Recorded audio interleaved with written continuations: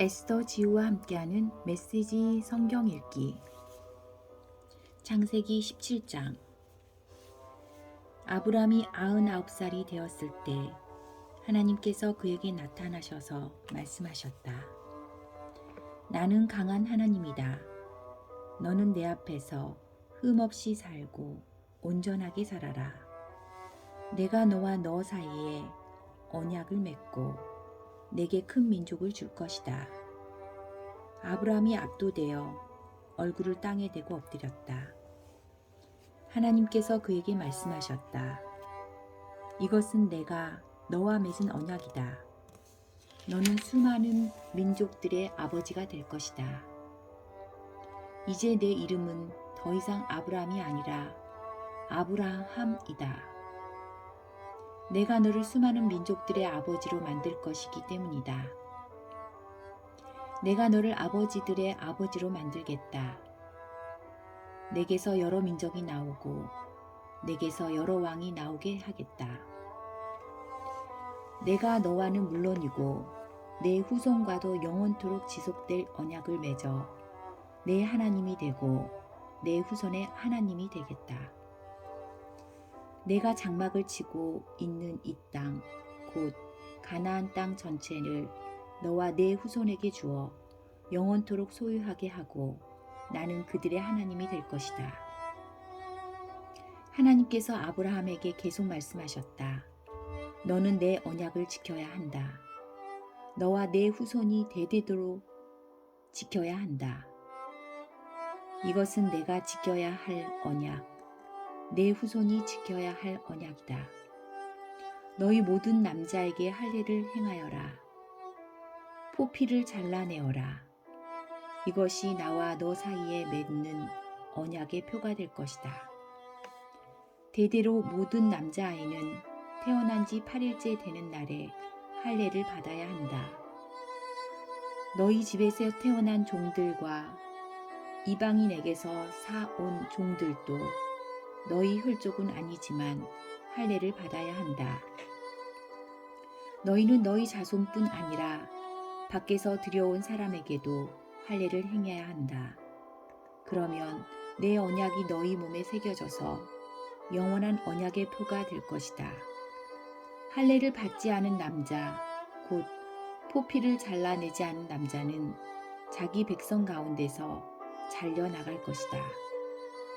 그가 내 언약을 깨뜨렸기 때문이다. 하나님께서 또 아브라함에게 말씀하셨다. 내 아내 사레를 더 이상 사레라고 하지 말고 사라라고 하여라. 내가 그녀에게 복을 주어 그녀가 내 아들을 낳게 하겠다. 내가 반드시 그녀에게 복을 주어 그녀에게서 여러 민족이 나오게 하고 여러 민족의 왕들도 나오게 할 것이다. 아브라함이 얼굴을 땅에 대고 엎드린 채 웃으며 속으로 말했다. 100살이나 된 남자가 아들을 볼 수 있다고? 90살이나 된 사라가 아이를 낳을 수 있다고? 아브라함이 정신을 차리고 하나님께 아뢰었다. 이스마엘이나 하나님 앞에서 잘 살았으면 좋겠습니다. 하나님께서 말씀하셨다. 내 말은 그런 뜻이 아니다. 내 아내 사라가 아들을 낳을 것이다. 너는 그 아이의 이름을 이삭이라고 하여라. 내가 그와는 물론이고 그의 후손과도 영원한 언약을 맺을 것이다. 이스마엘 말이냐? 내가 그를 위해 기도하는 것을 내가 들었다. 내가 그에게도 복을 주어 많은 자식을 낳아 큰 민족을 이루게 하겠다. 그는 12 지도자의 아버지가 될 것이다. 내가 그를 큰 민족이 되게 하겠다. 그러나 나는 내년 이맘때 사라가 낳을 내 아들 이삭과 언약을 맺을 것이다. 하나님께서 아브라함과 말씀을 마치고 떠나가셨다. 그날 아브라함은 자기 아들 이스마엘과 집에서 태어난 종과 돈을 주고 사온 모든 종, 곧 자기 집안의 모든 남자를 데려다가 하나님께서 말씀하신 대로 그들의 포피를 잘라 내어 할례를 행했다. 아브라함이 할례를 받을 때 그의 나이는 99살이었고 그의 아들 이스마엘이 할례를 받을 때 그의 나이는 13살이었다. 아브라함과 이스마엘이 같은 날에 할례를 받았고 그의 집안에 있는 모든 종도 그날에 할례를 받았다. 집에서 태어난 종과 돈을 주고 이방인에게서 사온 종이 모두 아브라함과 함께 할례를 받았다. 18장 하나님께서 마므레의 상수리 나무 숲 근처에서 아브라함에게 나타나셨다. 그때 아브라함은 장막 입구에 앉아 있었다. 몹시 뜨거운 한낮이었다. 아브라함이 고개를 들어보니 세 사람이 서 있었다. 그가 장막에서 뛰어나가 그들을 맞이하며 절했다. 아브라함이 말했다. 주님, 괜찮으시다면 잠시 이 종의 집에 머무시기 바랍니다. 물을 가져올 테니 발을 씻으시고 이 나무 아래에서 좀 쉬십시오. 제 곁을 지나가게 되셨으니 제가 음식을 가져오겠습니다. 원기를 회복하여 길을 떠나십시오. 그들이 말했다.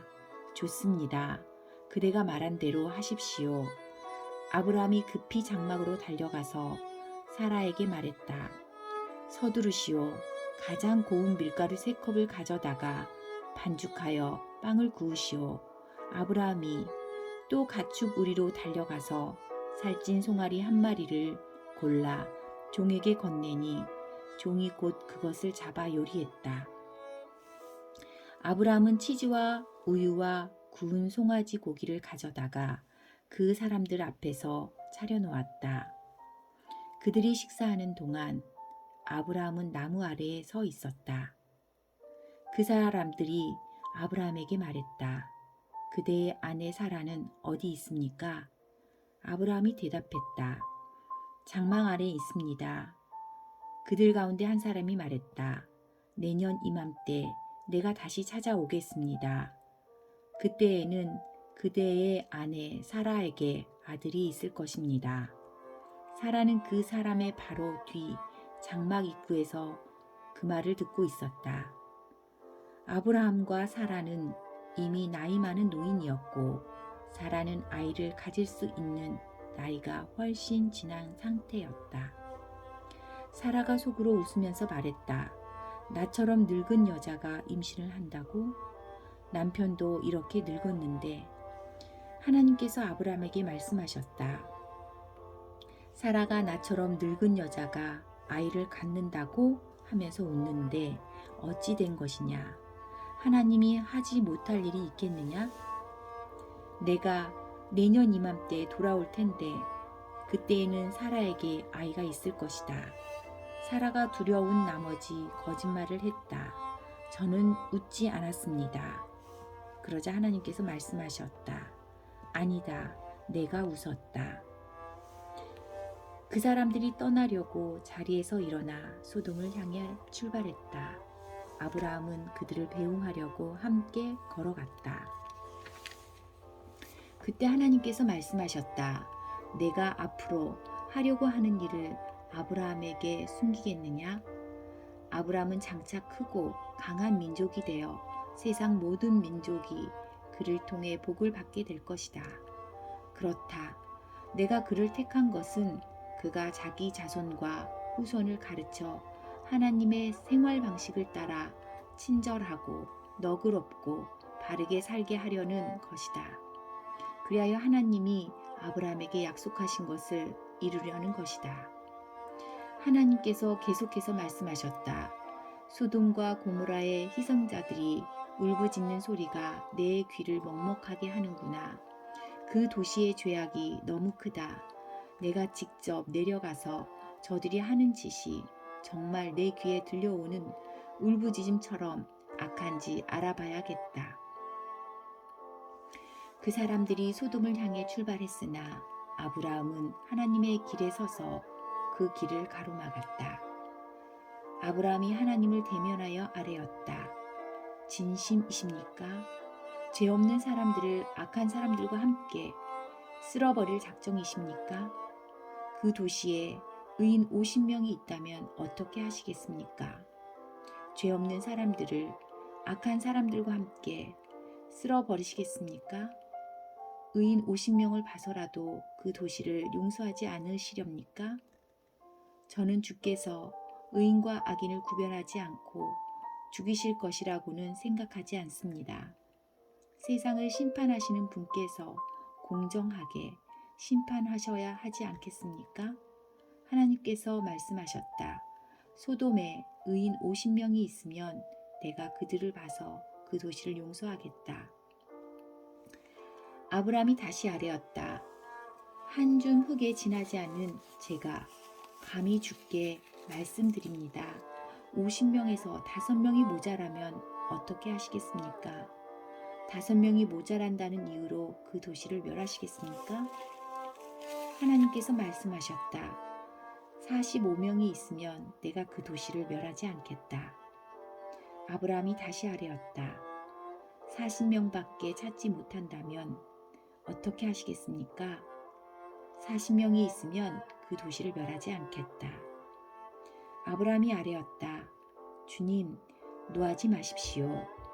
30명밖에 찾지 못하시면 어떻게 하시겠습니까? 30명만 찾을 수 있어도 내가 그 도시를 멸하지 않겠다. 아브라함이 더 강하게 아뢰었다. 주님, 부디 참아주십시오. 20명이면 어떻게 하시겠습니까? 20명만 있어도 내가 그 도시를 멸하지 않겠다. 아브라함이 멈추지 않고 아뢰었다. 주님, 이번이 마지막이니 노하지 마십시오. 10명밖에 찾지 못하시면 어떻게 하시겠습니까? 그 10명을 봐서라도 내가 그 도시를 멸하지 않겠다. 하나님께서 아브라함과 말씀을 마치고 떠나가셨다. 아브라함은 집으로 돌아갔다. 19장. 저녁 때에 두 천사가 소돔에 도착했다. 롯은 그 도시 입구에 앉아 있었다. 그가 그들을 보고 일어나 맞이하면서 그들에게 엎드려 절하며 말했다. 두 분께서는 부디 저희 집에 오셔서 씻고 하룻밤 묵으십시오. 그러면 내일 아침 일찍 일어나 기운을 차리고 길을 떠나실 수 있을 겁니다. 그들이 말했다. 아닙니다. 우리는 거리에서 자겠습니다. 그러나 롯은 거절하지 말라고 간청했다. 그들은 거절하지 못하고 롯을 따라 집으로 들어갔다. 롯이 그들을 위해 따뜻한 음식을 차리자 그들이 먹었다. 그들이 잠자리에 들기 전에 소돔의 남자들이 젊은이 노인 할 것 없이 사방에서 몰려와 롯의 집을 에워쌌다.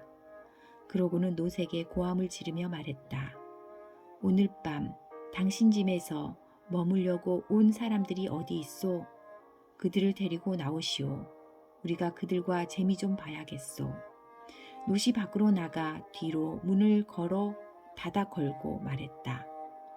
여보시오, 제발 수치스러운 짓을 하지 마시오. 자, 내게 남자를 알지 못하는 두 딸이 있소. 내가 그들을 내줄 테니 그 아이들과 즐기고 이 사람들은 건드리지 마시오. 이들은 내 손님이오. 그들이 말했다. 저리 비켜. 어디서 굴러 들어와서 우리를 가르치려 드는 거냐. 저들보다 너를 먼저 손봐야겠구나. 그러고는 롯에게 달려들어 그를 미치고 문을 부수려고 했다.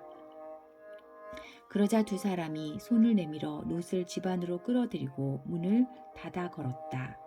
그들은 문을 부수려고 하는 자들을 우두머리 졸게 할 것 없이 모두 눈이 멀게 하여 어둠 속을 헤매게 만들었다. 그 두 사람이 롯에게 말했다. 이곳에 그대의 가족들이 더 있습니까? 아들이나 딸이나 이 도시에 사는 가족들 말입니다. 지금 당장 그들을 데리고 이 도시에서 나가시오. 우리가 곧 이 도시를 멸하려고 하오.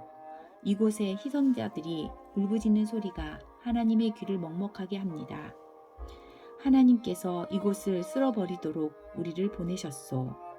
롯이 밖으로 나가서 자기 딸들의 약혼자들에게 알렸다. 이곳을 떠나게 하나님께서 이 도시를 멸하려고 하시네. 그러나 그들은 롯의 말을 농담으로 여겼다. 새벽이 되자 천사들이 롯을 떠밀며 말했다. 서두르시오. 너무 늦기 전에 그대의 아내와 두 딸을 데리고 이곳을 떠나시오. 그렇지 않으면 이 도시가 벌을 받을 때에 멸망하고 말 것이오. 롯이 꾸물거리자 그 사람들이 롯의 팔과 그의 아내와 딸들의 팔을 잡고 도시 밖 안전한 곳으로 데리고 나갔다. 하나님께서 그들에게 자비를 베푸셨다.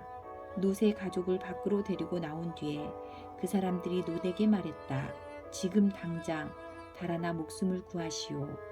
뒤돌아보지 마시오. 평지 어디에서도 멈추면 안 됩니다. 산으로 달아나시오.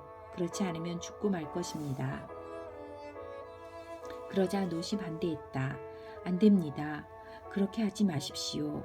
두 분께서는 저를 좋게 보시고 크나큰 호의를 베푸셔서 제 생명을 구해 주셨습니다. 하지만 저는 산으로 돌아갈 날 달아날 수 없습니다. 산에 있더라도 끔찍한 재앙이 미쳐서 죽을지도 모릅니다. 저쪽을 보십시오.